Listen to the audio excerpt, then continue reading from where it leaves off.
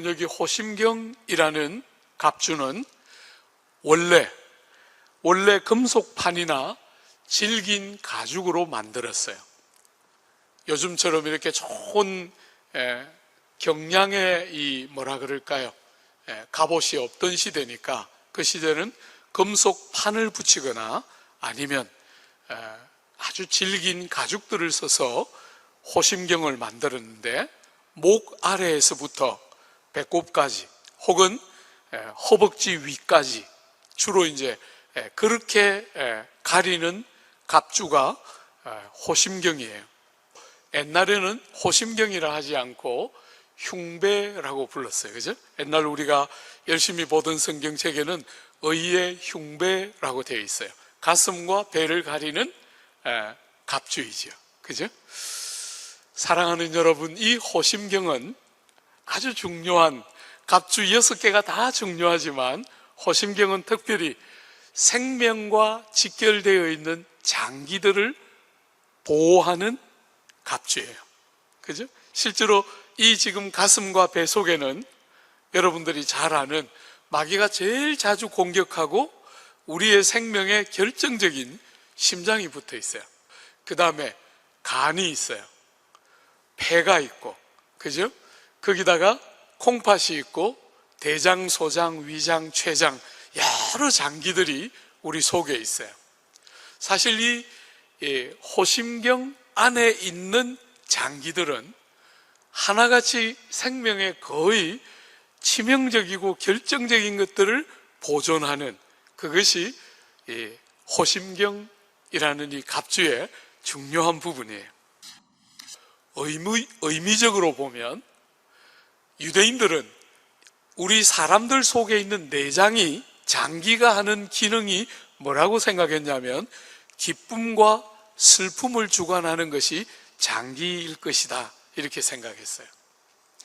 그러니까 이 호심경은 여러분들의 장기를 잘 보호함으로 하나님이 주신 기쁨을 빼앗기지 않고 슬픔에 사로잡히지 않도록 여러분을 보호해주는, 잠언 4장에 보면 그 지혜자는 우리에게 말하기를 무릇 지킬 만한 것 가운데 마음을 지키라. 왜냐하면 생명이 여기서 나기 때문이다.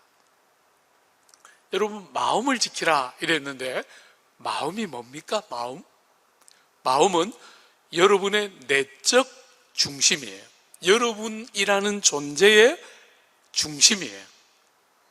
여러분이 정말 여러분 되게 하는 것, 여러분이 정말 여러분다운 것이 무엇인가 하는 것을 잘 지켜서 보호하도록 도와주는 것이 호심경이 하고 있는 일이지요. 의의 호심경, 이렇게 불렀죠. 그죠? 의가 호심경이라는 거예요. 여러분의 가슴을, 여러분의 배를, 그리고 그 속에 있는 장기를 보호하고 여러분들이 하나님이 주신 구원의 기쁨을 빼앗기지 않고 슬픔에 사로잡히지 않고 이 땅을 살아가면서 여러분의 존재를 딱 견고하게 붙들고 살 수 있는 아주 중요한 하나님이 주신 선물은 의라고 말하는 거예요. 복음을 굿뉴스 혹은 요한겔리온 이렇게 해서 좋은 소식, 행복한 소식 이렇게 말하는데 왜 복음을 그렇게 부를까요? 여러분, 로마서 1장 17절에는 이렇게 표현하고 있어요. 복음에는 하나님의 의가 나타나 있기 때문이다. 복음을 우리가 복음이라 그러면서 좋아하고 굿뉴스라고 부르는 이유는 복음에는 하나님의 의가 나타나 있다는 거예요. 마틴 루터는 종교개혁을 하기 직전에 이 로마서 1장 17절을 읽으면서 너무나 고통을 받았어요. 복음에 마저도 하나님의 거룩하고 의로운 성품이 드러난다면 도대체 복음이 어떻게 복음이 될 수 있을까 하는 것이 마틴 루터의 고민이었는데, 어느 날 루터가 깨닫게 돼요.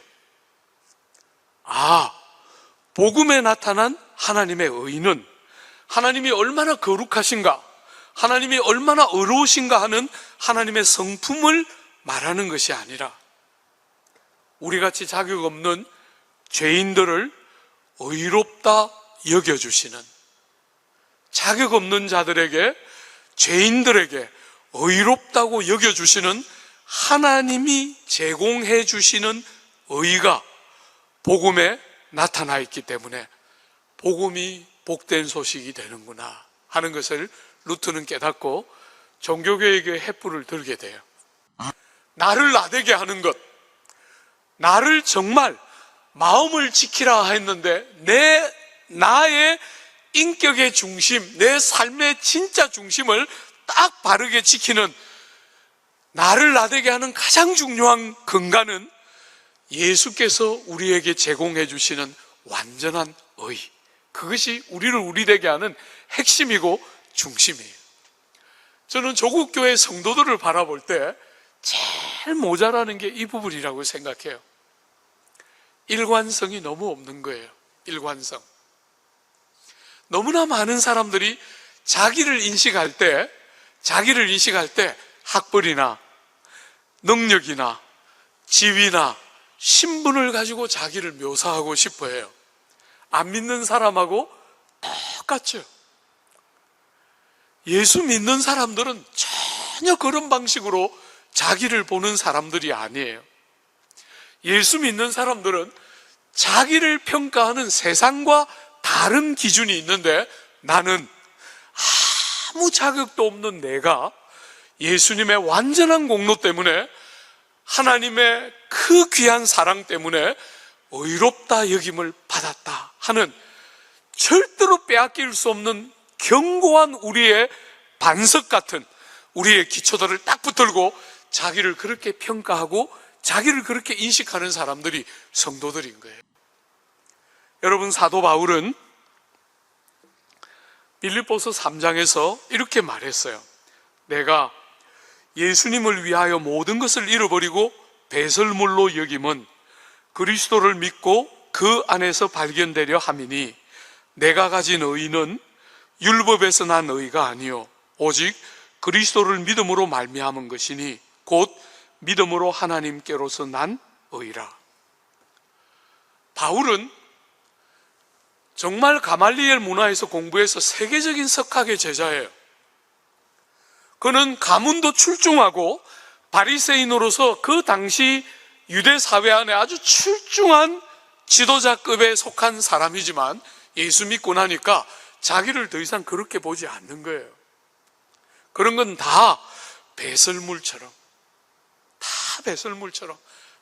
아무 도움이 안 되는 건 말할 것도 없고 배설물처럼 여긴다는 거예요.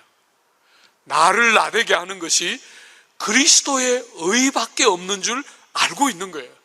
그게 자기를 바라보고 자기를 평가하는 견고하고도 분명한 기준이 그리스도가 나 같은 죄인을 의롭다 하셨다. 내가 하나님 앞에 설 수 있는 것은 나의 공로가 아니라 예수의 완전한 공로에 힘입어서 자격 없는 내가 하나님 앞에 담력을 가지고 설 수 있는 유일한 길은 그리스도의 의를 옷 입는 것이고, 그것이야말로 나를, 새로운 나를 나되게 하는 핵심인 줄 알고 이전에 좋았던 것들을 배설물처럼 여긴다는 거예요. 우리는 생을 살아가면서 해석되지 않는 시련과 아픔들을 만나게 돼요. 그럴 때 마귀가 그렇게 하나님이 널 사랑한다고 그럴 리가 없지, 이럴 때 함께 막 기쁨을 빼앗기고 슬픔에 사로잡혀서 자책하고 낙심하는 것이 아니라, 우린 정말 지렁이 같지만 환경이 너무 척박하고 당면한 문제가 너무 커 보이지만 우리 하나님이 더 크고 영화롭기 때문에 해석되지 않는 삶의 시련을 목전에 놓고 마귀가 우리의 장기를 공격하면서 우리를 슬픔에 빠지고 낙심천만하게 만들고 싶어 할 때 똑같이 빠지는 게 아니라, 해석되지는 않지만 나를 사랑하시는 그 하나님이 이 슬픔을 통과하는 지금도 나를 사랑하실 줄 믿어 하고 믿음을 사용하는 것이죠. 그죠? 그래서 이기는 것이에요.